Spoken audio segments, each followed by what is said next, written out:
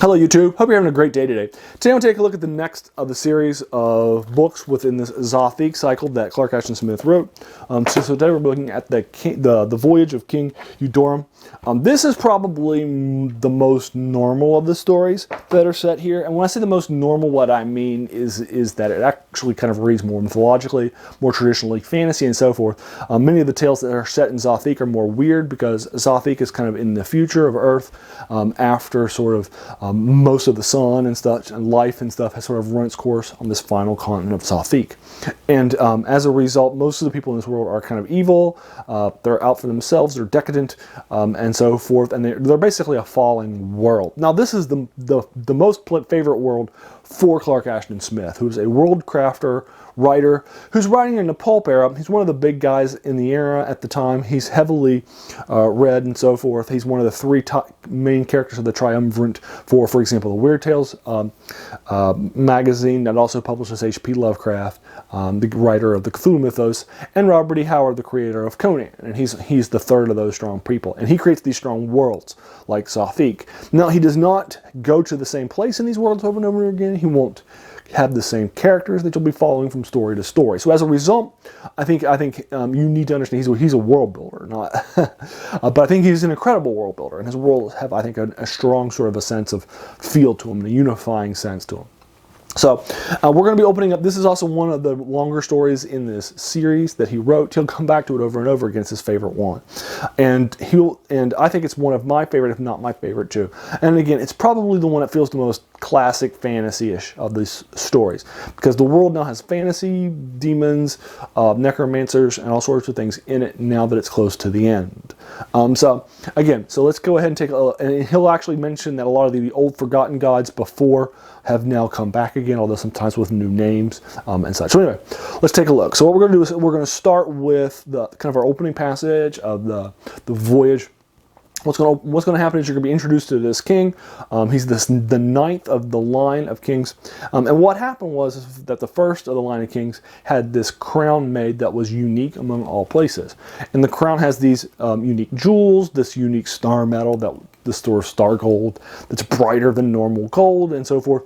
And it also had the corpse of this bird that was the last of its kind that was now extinct.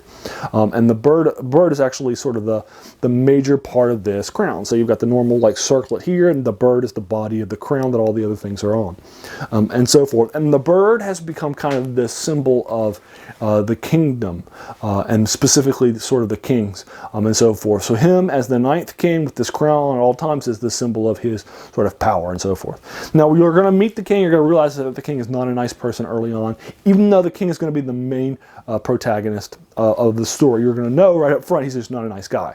While he's ruling, he's going to hold a court of justice, and he's going to be really sad that none of the crimes that he is currently dealing with are of the sort that you can torture or kill people for. He's got his torturer and his executioner there ready to go as soon as he can get his happiness on. And so he's very sad. He keeps trying to pester the people that are there so that he can give them a more severe sanction than would otherwise result. That's who he is. And then when this necromancer comes in, and he's like, oh, a necromancer, now I can kill somebody. Necromancy is illegal in our city. And the necromancer tells him, hey, you don't want to kill me.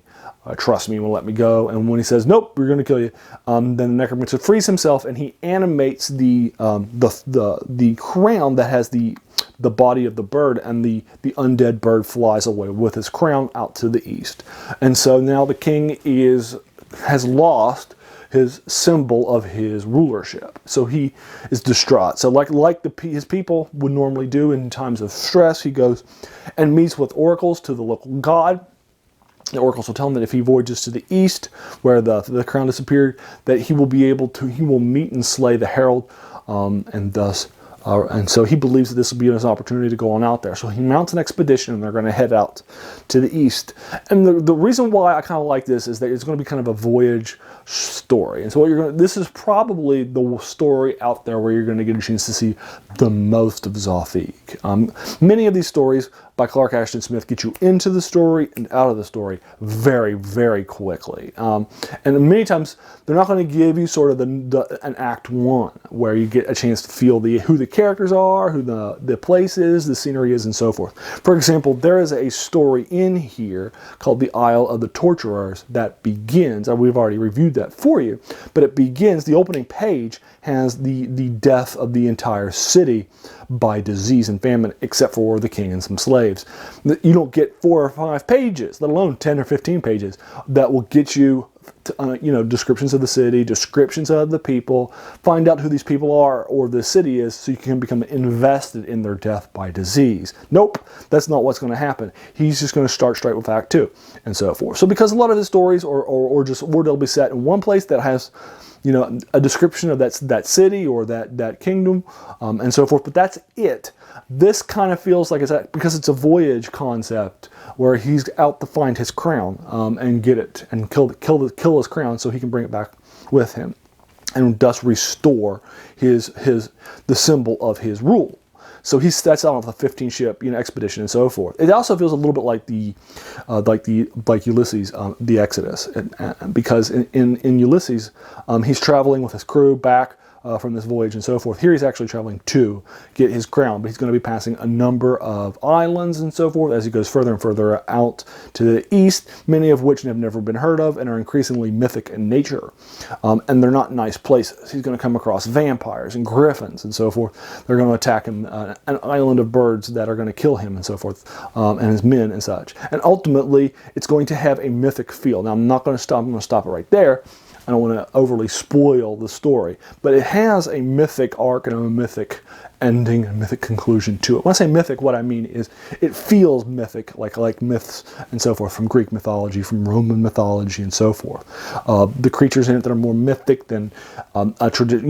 Many of the stories previously had like undeads and bizarre creatures, demons and such. Not this one. This one has more mythological creatures in it, and so forth, like griffins that you're fighting against, or just big birds. It's more of a more grounded story. There's not a bunch of spellcasters that are your main characters or your main people fighting and so forth. So it feels a little different. It's just a voyage and through Zothique. So I think it's really, really strong as a story. It's my favorite one in the Zothique cycle for that reason. It stands alone as one of this great sort of voyages and so forth. And again, I think it's a strong. And I think if you wanted to start with this story and kind of get introduced into Zothique rather than starting with the first ones that he wrote, which are always going to be in these sort of republications, I don't think that's a bad idea, because then you get a chance to feel the world before you start to get sort of focused in it. But again, you understand that all these people are not nice people. The king's not a nice person either. His necromancer's not a nice person. I mean, you get that feel too, which I think is really important for the story to kind of develop and flesh itself out. So that's it. I'm going to go ahead and finish now, and that for you is the short story. It's about 22, 23 pages, again, sort of in my collection here. And it took me about an hour or so to reread it, because Clark Ashton Smith isn't the fastest reader in the world, and I really enjoyed it. I grabbed myself a coffee and just enjoyed it. So that's that story for you. Again, I think it's one of my favorite ones in there. Have you read it or any of the other stories in the Zothique cycle? Are there some of the endings you want to talk about? Or if you disagree, if you don't think I'm with my sort of view that this is, I think, the strongest story, and I think it stands on its own more so than some of the other stories do, and I think it's actually a solid introduction story if you wanted to start it off. I'd be happy to engage with those more if you want to talk about the ending and so forth. Happy to talk with you about any of those sorts of things and engage you with them more fully. Also, if you watched this video and you enjoyed it, there's no reason not to hit this subscribe button. I do a ton of these sorts of reviews for short stories, novels, and so forth, from science fiction, fantasy, and horror, as these sort of three genres that I try to unlock these various things out there. And if you watch this entire review, I want to thank you so much for taking some time out of your day, because we all have busy days and busy lives, and the fact that you spent some of that with me, that's very humbling. So once again, thank you so much for your time.